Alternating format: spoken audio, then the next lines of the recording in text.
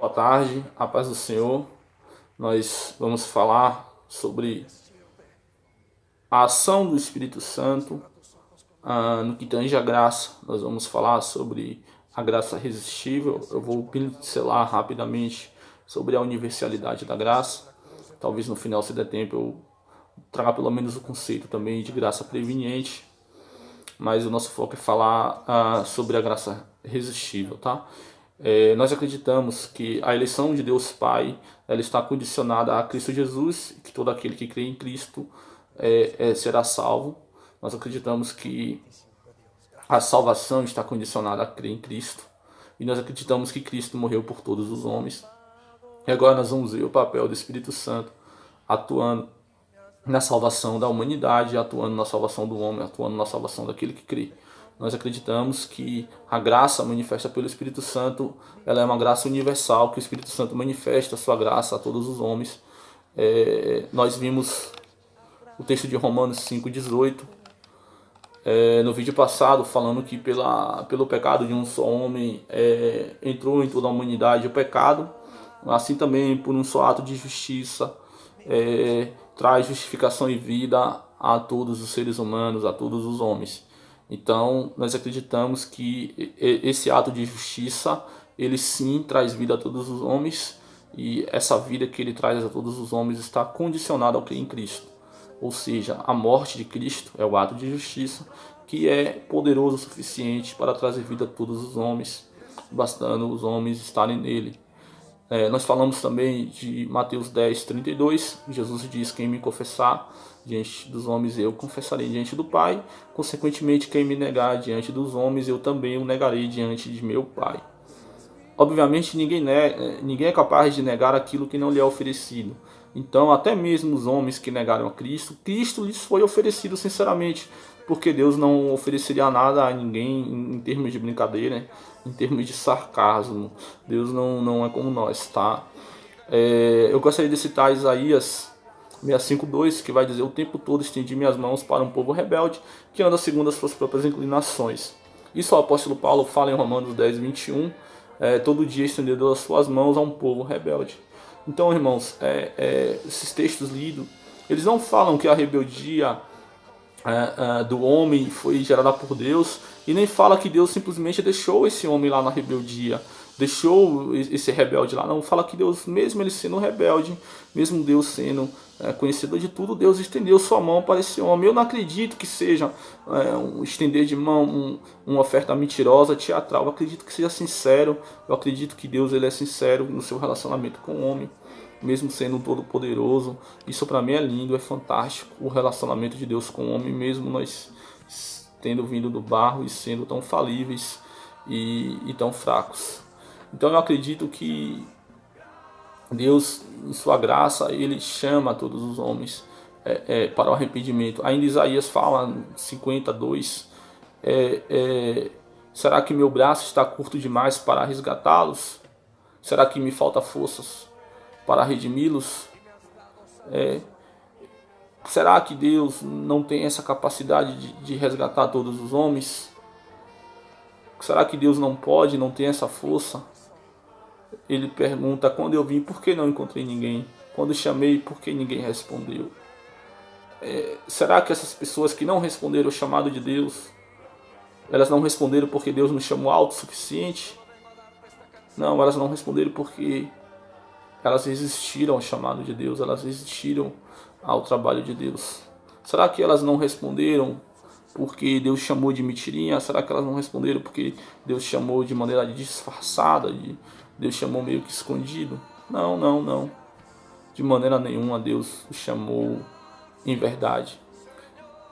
A parábola do reino dos céus que Jesus conta como um banquete em Mateus 22:5, 22, do 2 ao 5, vai falar muito claro sobre o homem negando a Cristo, o homem resistindo ao chamado, ao banquete do casamento. Lá vai dizer que os convidados não quiseram vir. Lá ainda vai dizer que não deram atenção, não se importaram.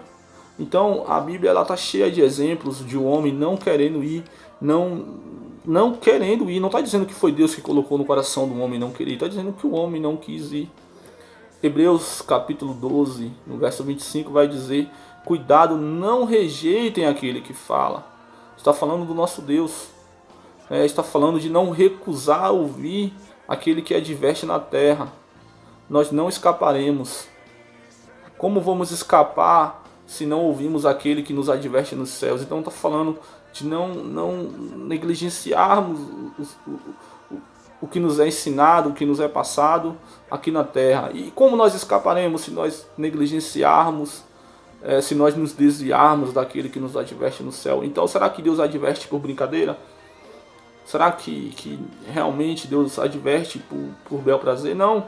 Ele é sincero, é amoroso em seu relacionamento, mesmo sendo todo poderoso, mesmo sabendo de tudo. Mas nós sim resistimos. Apocalipse vai dizer que os homens recusaram arrepender-se. Apocalipse 16, 11. Os homens recusaram arrepender-se. Isso é profundo. Isso não está dizendo que Deus colocou no homem essa recusa. Não, está dizendo que os homens recusaram arrepender-se. É isso que o texto está dizendo. Essa possibilidade ela é encontrada várias vezes na Bíblia. 2 Timóteo 3,6 fala sobre resistir à verdade. Romanos 10,16 fala que nem todos os israelitas aceitaram as boas novas. Fala que alguns suprimiram a verdade pela injustiça. Romanos 1,18 fala que os judeus de Antioquia rejeitaram. Atos 13,46. E João 1,12 fala dos que não receberam, né? Veio para os que era seu, mas os que era seu não receberam. Mas a todos quantos receberam, deu-lhes o direito de serem feitos filhos de Deus. Veio para os que era seu, Jesus veio para eles. Não foi de mentiria, não foi de teatro. Eles não quiseram, eles não receberam Jesus. E eu gostaria de citar Atos 7,51, que fala do povo rebelde que sempre resiste ao Espírito Santo. Então nós estamos vendo aqui vários exemplos de um homem resistindo ao chamado de Deus. Marcos 10,21 para mim é um texto clássico, fala do jovem rico. Lá vai dizer que Jesus o amou. Vai dizer, o amor. Não, amor mesmo, Jesus o amou. Não é amor de mentirinha, amor fingido, amor falso, não. E Jesus o amou e o convidou, segue-me. Leia lá a parábola do jovem rico, a passagem do jovem rico, perdão, Marcos 10,20. Jesus o amou, mas ele não quis. Ele não quis seguir a Jesus, mesmo Jesus o amando. Foi falta de amor? Foi porque Deus não convidou? Jesus não convidou, Jesus convidou. Ele não amou, ele não quis seguir Jesus. Jesus o amou, ele não quis. Foi uma escolha dele, ele resistiu à chamada. Nós temos Mateus 23:37, texto clássico, né? Eu quis vos reunir como uma galinha junto ao pitinho debaixo de suas asas, e vocês não quiseram. Vocês não quiseram. Eu quis. Jesus disse, olha, eu quis. Vocês não quiseram. Então como é que eu vou dizer que o homem ele não consegue resistir ao chamado de Deus? Então Jesus está dizendo, eu quis reunir. Vocês não quiseram. E para finalizar, eu gostaria de falar sobre eu só vou ver aqui quantos minutos tem. Tá, 8 minutos. Sobre a parábola. A parábola do banquete do rei, que diz muitos são chamados, mas poucos são escolhidos. Observe, lendo a parábola, bom, você depois procurar na sua Bíblia, eu vou ver se essa eu vou pôr o letreiro. Observe na parábola que Jesus manda convidar todos, né? O rei manda convidar todos. Então todos os que foram encontrados foram convidados. Obviamente foram convidados que foram encontrados para ter um sentido na história, né? Todos que foram encontrados foram convidados.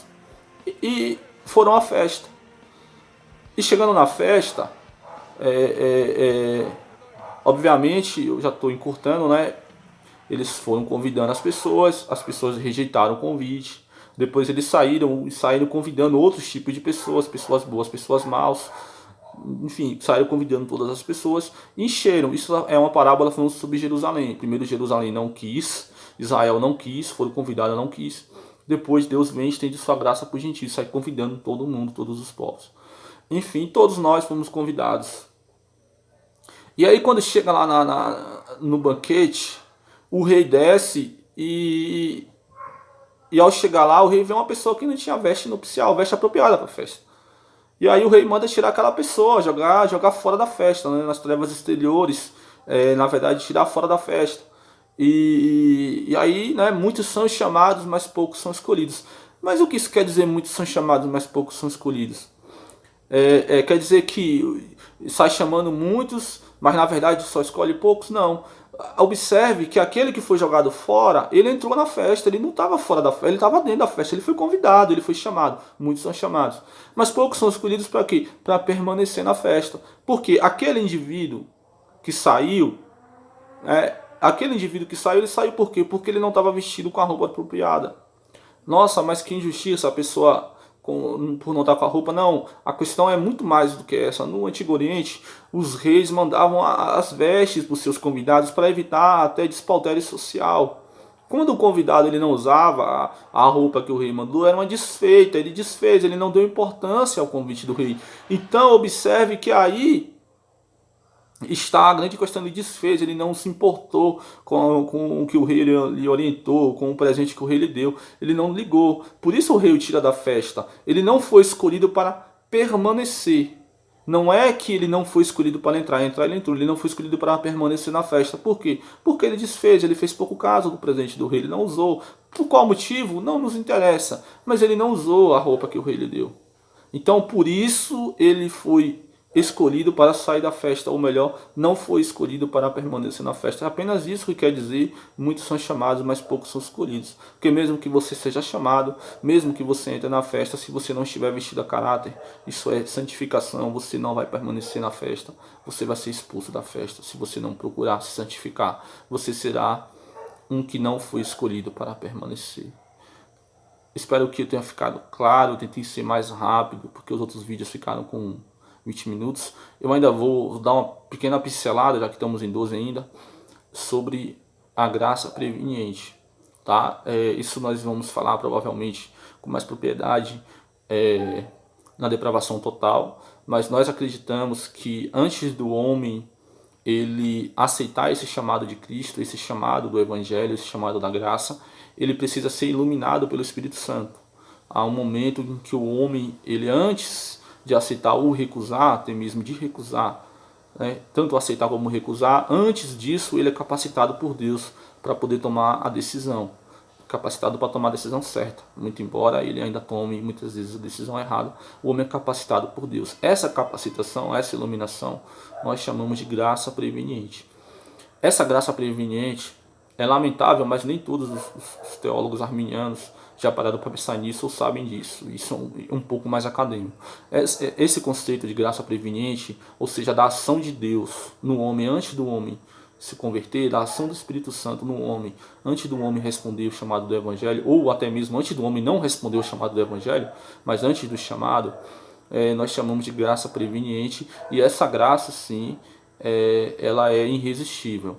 Não tem como o homem dizer, eu não quero ser iluminado por Deus, eu não quero saber o que é certo ou errado. Tem como você dizer, ó, eu não quero saber o que é certo e o que é errado, eu não estou nem aí. Não, isso não existe. Então Deus ele sempre trabalha no coração do homem mostrando o que é certo, mostrando o que é errado. Deus de toda a humanidade sempre de alguma forma, mesmo até os que nunca ouviram falar de Jesus, a Bíblia diz que os céus, a criação, ela exprime a glória de um Deus único e verdadeiro. Então todo ser humano, isso é fato, ele vai ser iluminado por Deus, dentro cada um da medida da revelação que lhe é possível, né, da sua situação, circunstância, enfim, mas Deus sempre vai se revelar, sempre vai revelar sua vontade de alguma forma, mesmo que seja através de um passarinho, mesmo que seja através de uma criação inanimada, uma pedra. Deus sempre vai se revelar para a humanidade, sempre Deus vai estar se revelando para o homem. Então essa iluminação, esse agir do Espírito Santo conscientizando o homem, a Bíblia diz que ele convence o mundo, veja bem, convence, não é converte, convence o mundo. Então ele traz consciência, convencer dá consciência, ele dá consciência a toda a humanidade do pecado, do juízo e da justiça. Lehitraut, até logo, até a próxima.